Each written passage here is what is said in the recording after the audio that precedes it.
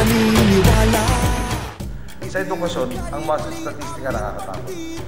Kada 100 estudyante papasok sa grade 1 ang nag-graduate sa college, 14. Hindi ka namin iiwanan.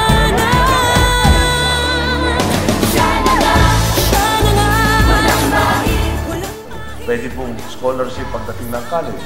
Pwede pong nutrition program dahil marami pong malnourished na kabataan na pumapasok sa eskwela. May isa rin yung dahilan kung bakit di sila magpatuloy. So, ang dami pong pwedeng gawin para naman yung bata, pag pinasok natin sa eskwela, may pagkakataon, opportunity to really learn, kesa naman para pang masabi lang natin pinadala sa eskwela.